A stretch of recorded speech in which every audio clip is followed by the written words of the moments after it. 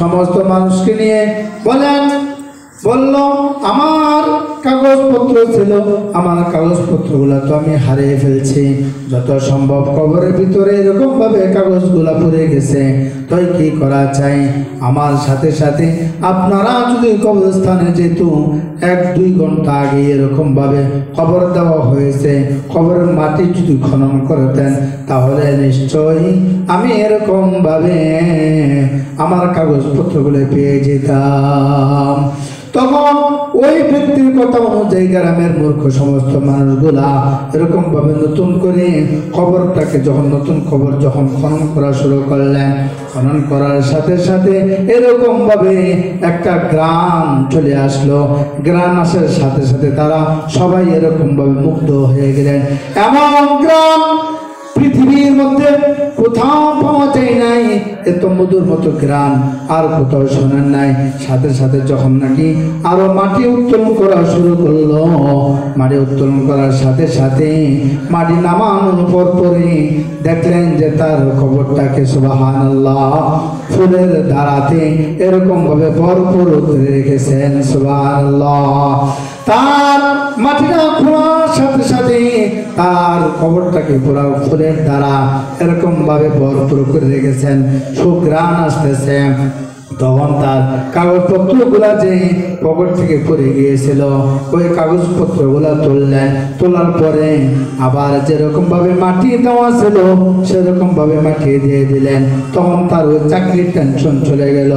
তার চিন্তা চলে আসলো, আরে এত গ্রাম, এত সুঘ্রাণ, উনি কি আমল করতেন? নিশ্চয় উনি দামি লোক হবে, নিশ্চয় উনি অনেক আল্লাহওয়ালা হবে, নিশ্চয় উনি অনেক পীর বুজুর্গ মুরিদ হবে। যাই, ওনার চাকরির কথা টেনশন নাই, ওনার চাকরির কথা ভুলে গেছেন। এই দৃশ্যটা দেখার সাথে সাথে চলে গেলেন, ওনাদেরকে জিজ্ঞাসা, ভাইজান ওনার বাড়ি কোথায়? ওনার আত্মীয় স্বজন কে আছে আমাকে বলেন না, ওনার আত্মীয় স্বজনের সাথে আমাকে একটু সাক্ষাৎ করে দেন।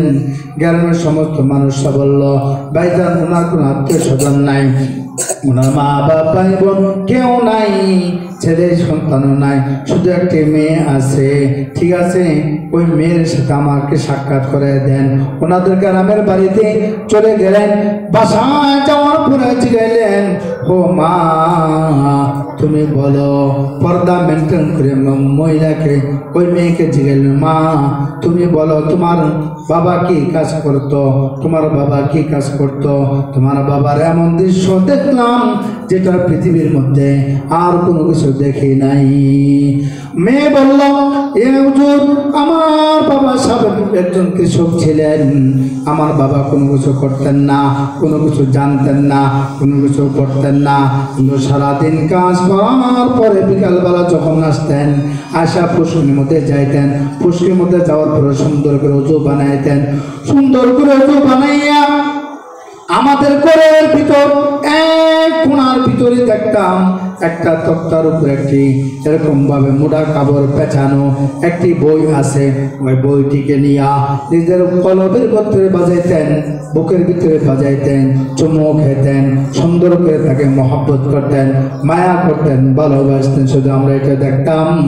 আর আমার বাবা ওই বইকে নিয়ে সুন্দর করে খুলে খুলে সে পড়তে পারতেন না, হাত ঘুরাইয়া ঘুরাইয়া এরকম ভাবে দেখতেন। বলুন সুবহানাল্লাহ।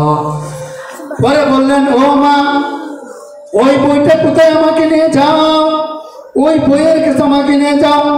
ওই মেয়ে ওই বয়স্ক লোকটাকে নিয়ে গেলেন, যাই দেখেন ঘরের কোণার ভিতরে মোড়া কাপড় পেঁচানো একটি বই আছে, মোড়া কাপড় গেলাপ দিয়ে পেঁচানো। ওই কাপড়টা খুললেন, খুলিয়া দেখেন সুবহানাল্লাহ, এটা তো কোনো দুনিয়ার বই না, এটা তো দুনিয়ার কোনো বই পুস্তক না, দুনিয়ার কোনো ডায়েরি না, দুনিয়ার কোনো বিষয়বস্তু কোনো বই না, এটি হলো আমার মহান আল্লাহ পাক রব্বুল আলামিন মহাগ্রন্থ আল কোরআন। সুবহানাল্লাহ। এই কোরআন খুলে দেখে ওই ব্যক্তি কোরআন পড়তে পারে না, কোরআন না পড়ার কারণে কোরআনের পৃষ্ঠাগুলা হাত দিয়ে ধরে পড়তে পড়তে পড়তে পড়তে কোরআনের পাতাগুলা মোটা হয়ে গেছে, লেখাগুলা মুছে গেছে। সুবহানাল্লাহ। এই জন্য কবি বলেন আল্লাহ আল্লাহ क्या मुबारक नाम है अल्लाह अल्लाह